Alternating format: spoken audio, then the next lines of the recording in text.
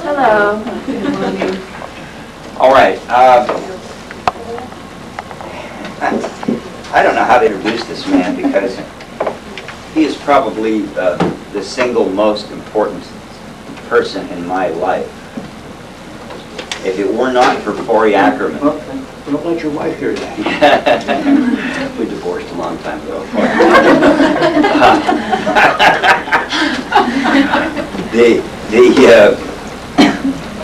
fact of the matter is that when I was a very young boy, I was walking up a street called Clay Avenue in Jeannette, Pennsylvania, about 30 miles southeast of Pittsburgh. And I was walking up that street with a very, very sad look on my face. And I was really, really just totally let down because I had just discovered a magazine in a drugstore by the name of Famous Monsters of Film. And I was sad because the magazine cost 50 cents and all I had was 25 cents. And I was so lucky. I was walking down the street and I was just like looking down and some lady was standing in front of me and I looked up and it was my aunt. My Aunt Nancy. And she said, "You look so bad. What's wrong, Joey?" She said, they called me Joey. And I said, "Aunt Nancy, there's a magazine that I just saw that, has pictures of makeup artists working and monsters and it's all about horror movies, all about the movies that I love to watch. I used to watch every Friday night on Schiller Theater. Bill Cardill, who you may know the name, who is from Pittsburgh. He had a show called Schiller Theater, and he went on to work with George Romero in Night of the Living Dead. He has a little cameo role in that. But to make a long story short, she said, she reached into her purse and she gave me the 25 cents. She says, "You go buy that magazine." So I went down and I was the happiest guy in town. I bought the magazine and I was in 5th grade and I went back to class and everybody, I just had to show that magazine to everybody. And all the kids, they all came around me and I showed them the magazine and we just spent the entire almost lunch period just going through page by page by page. It was so fascinating. It showed pictures of Jack Pierce applying Boris Karloff's makeup for the Frankenstein monster, and pictures of Bela Lugosi, Lon Chaney Sr. as the Phantom of the Opera, and Lon Chaney Jr. as the Wolfman. And it captured me. It captured me, and there was a style that the magazine had. There was a seriousness to it, and a love for the profession, and a love for the industry that just exuded from the pages of that magazine. But yet there was a very unique humor that was put into the copy as well. And there was seriousness, and yet there was delightful comedy. And all of that came from this man, Forrey Ackerman. Forrest J. Ackerman was the creator of Famous Monsters of Film magazine. Had I not ever found that magazine, I probably would still be working in Pittsburgh in a steel mill, or selling wigs or shoes or something there. But so I owe my entire career to this man, and very lovingly I consider him to be a father to me, because when I was very young, my mother was divorced, and they were divorced at 2, so I didn't have a father. So Forrey became my surrogate father through the pages of Famous Monsters of Film magazine. And it was his influence that directed me and put me on a good course. Obviously, it's, to this point, has been quite successful. And if I had not done what I did, had not found that magazine, I would have never became a makeup artist, would have never had my career in the motion picture and television industry first. I would not have created schools I would not have created the cosmetics company. And there would be literally thousands of makeup artists around the world that would not exist today. They all owe their careers to the fact that this man inspired me to do what I did. And I cannot thank you enough for that.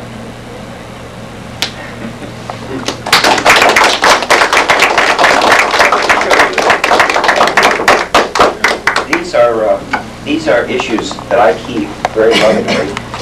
Famous Monsters of Film, and there's Monster World here too. There's so many. Here, look at these. Look at these.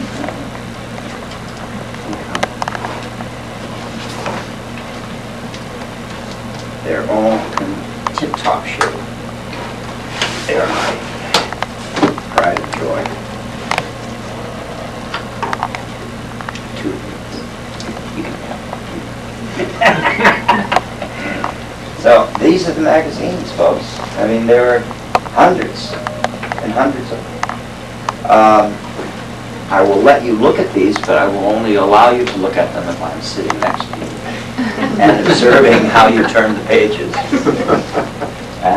Here, this is my treasure. This is worth more to me than anything in the world.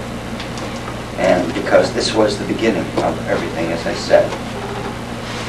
And so, without continuing to go on here and slobber, I'm going to turn this over to Mr. Ackerman. And Mr. Ackerman is an expert in the world of fantasy, science fiction, and horror films, terror films, as Boris Karloff would like to call them. And he knows everything there is to know. So let him tell you. He has a two-hour lecture, and I'm also going to stay because this is a historic moment for me, a very special moment. So without any further ado, ladies and gentlemen, Mr. Forrest J. Ackerman.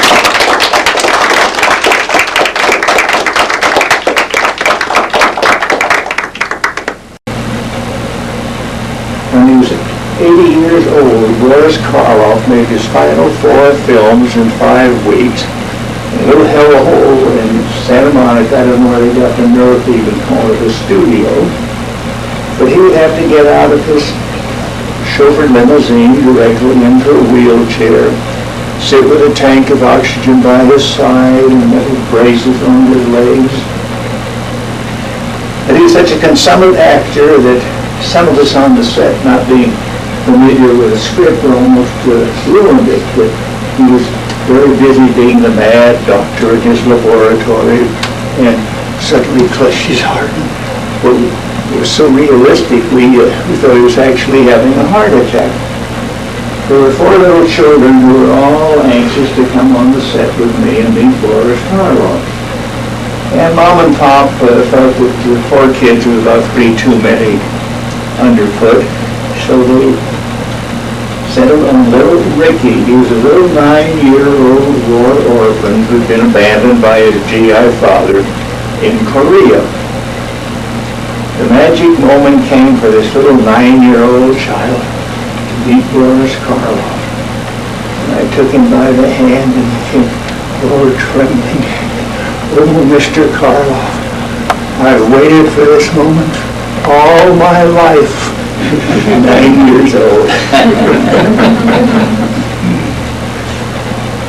Some years ago I received an invitation to come out to MGM Studios to see something called Schlock the Banana Monster.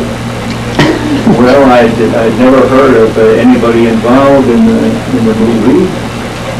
And the fact was I had to be up at 5 o'clock in the morning, fly away to Europe. And I thought, gee, I don't get to bed till about midnight, where I really need to see something called Schlock.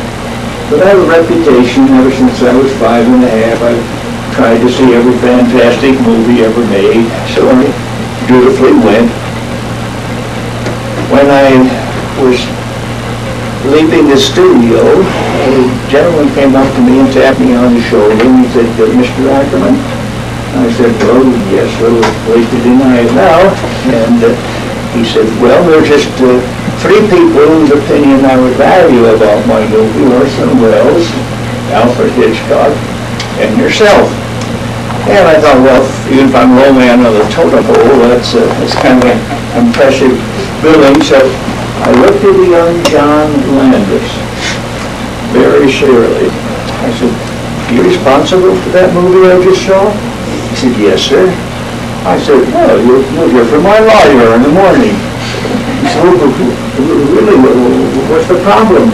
I said, "Well, isn't it evident? I mean, the suit down on the floor, rolling around laughing. I mean, who's going to pay for this?" And he said, "Gee, you made me really like my movie?" I said, "Yeah, I sure did."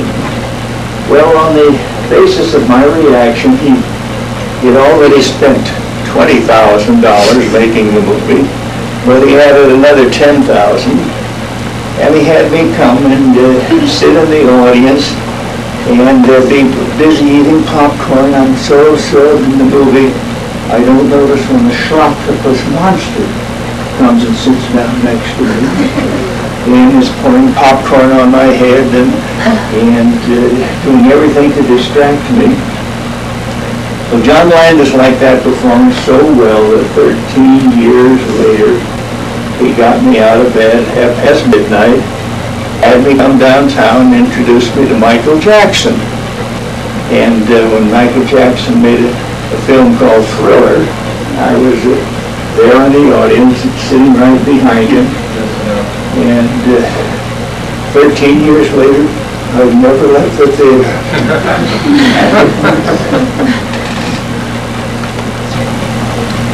There was a chap named Al Adamson, and he called me up and said, "Forrey, I'm doing a picture now with Frankenstein versus Dracula, and one of you be willing to play the part of the Frankenstein monster." Well, I happened to be going around with my arm in a sling, and I said, "No, I'm not up to wrestling with any monsters." And he said, No, something new has been added. He's been bitten by Dracula, and he would just fang you to death. You don't have to have any rough stuff with him." So I thought, well, all right, I guess for another $28 and one more cameo, I'm up to 103 cameos right now. But I said, okay. Well, I was there at 10:30 in the morning, and at 10:30 at night, they still hadn't shot my scene. Problem was that the young fellow was making makeup as fast as he could make some makeup that was falling off the face. Well, 12:30 at night, the young fellow who played opposite me as Dracula, Mr. Ackman, I have to be on the Red Eye Express and get to New York to be on a play tomorrow. So we said, we'll have to get this scene shot. So the director said, okay, get the makeup on so the boy can bite him to death. Well, there was so much goop around the mouth that they couldn't get the teeth in there. Well, you just have to bite him to death. I don't know, this wasn't exactly what I had figured on. But the scene comes with Dracula throwing a whammy on me, and I get out of the automobile into the arms of the waiting monster. And at this point, they discovered that the teeth wouldn't fit. And said, well, you'll just have to crush him to death. Well, what do you got to do at midnight, when the show must go on? So I got out of the car and into the arms of a waiting monster who was 6'7" to begin with, and was built up to be about 7'6". And I'm wrestling around with him, and I thought, I really don't know what the end of this scene is supposed to be, and I think the sooner I die, the better off I'll be. So he slammed me down on the sidewalk. Now, when I was a a kid, and my maternal grandparents took me to as many as 7 films in a single day. I never was convinced when I saw an actor who was supposed to be dead. I always saw a little movement going on, a little eye flick or something. What is going to be my Academy Award? Nobody is going to say, I don't look dead. So I held my breath and held my breath. And, what is happening? Are they coming in for a close-up shot or what?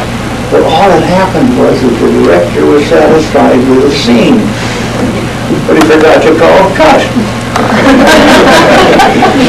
So there I was lying purple and polka dot, and I almost did get an Academy Award.